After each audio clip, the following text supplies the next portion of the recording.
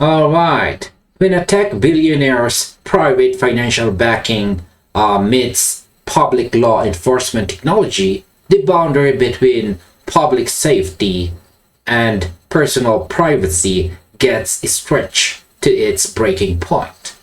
Last Friday, the tension erupted directly on the doorstep of Ripple co-founder Chris Larsen in San Francisco. A crowd of activists gathered outside his multi-million dollar Russian Hill home, bringing a high-profile, nationwide anti-surveillance campaign straight to his front yard. But why is a prominent executive from the cryptocurrency sector at the center of a battle over license plate readers and citywide police monitoring? The rally outside Larsen's home wasn't a spontaneous occurrence.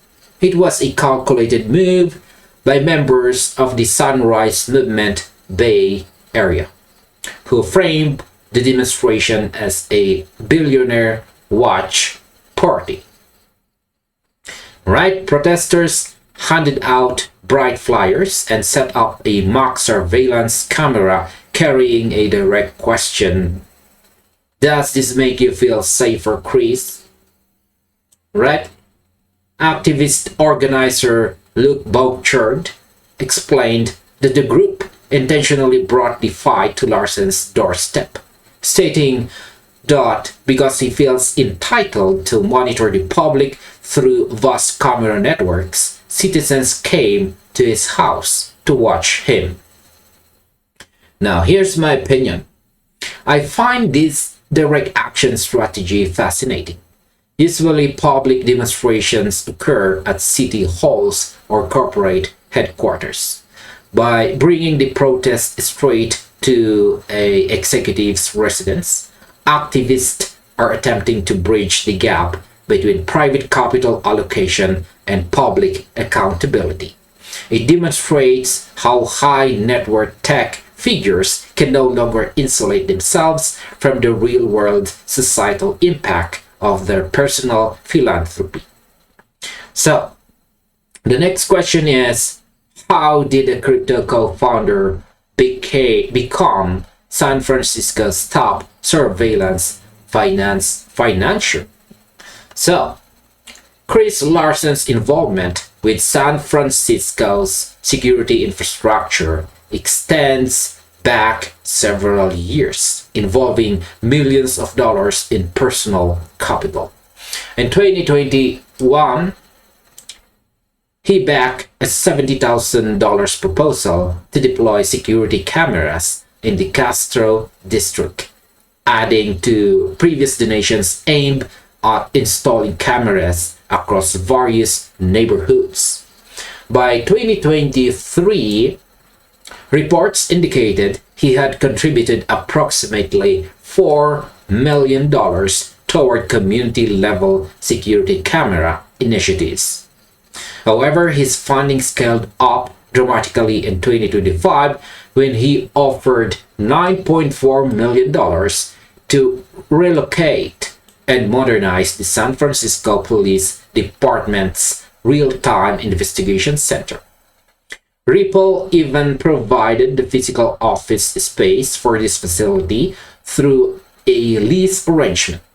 Most recently, in July 2026, the San Francisco Police Commission approved an additional $3 million contribution from Larsen, right? Bringing his total documented surveillance-related financial commitments in the city to well over $17 million. So that's a huge amount of money, $17 million. Now, in my opinion, Larsen's aggressive funding model represents a major shift toward private-public partnerships and municipal policing. While his supporters might view this as a gorgeous effort to combat urban crime, relying on private billionaire funding for public police infrastructure creates a complex precedent. It allows high net worth individuals to shape civic law enforcement priorities outside the standard municipal budget channels. So, what technology is being used and why is it so controversial? The upgraded real-time investigation center integrates a massive network of automated license plate readers, predominantly manufactured by Flock Safety. Today, more than 400 of these automated cameras operate across San Francisco, capturing up to 3 million vehicles images daily. Civil liberties advocates and local activists argue that these automated license plate readers track the movement of everyday citizens without demonstrably curbing criminal activity. Protester Locke Bouchard emphasized that automated plate readers have not been proven to significantly reduce crime rates. Instead, activists advocate redirecting such resources toward housing, employment, and social safety nets. Furthermore, privacy advocates raise serious concerns regarding data retention and the potential cross-agency sharing of location records. Now, here's my opinion. Data privacy is becoming the primary battleground of the modern digital economy. When automated systems collect millions of data points every single day, the margin for algorithmic error and data misuse expands exponentially. When you combine massive data collection with zero opt-out mechanisms for everyday drivers, public pushback becomes almost inevitable.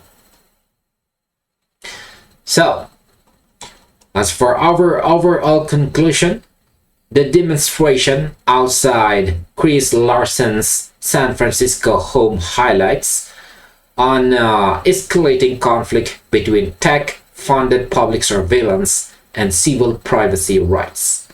By pouring over $17 million into police technology and real-time monitoring infrastructure, Ripple's co-founder has drawn significant scrutiny from privacy advocates and community organizers. As automated license plate networks expand across American cities, the debate over whether private capital should dictate public safety strategies will remain a central point of contention for market observers, city officials, and local communities alike.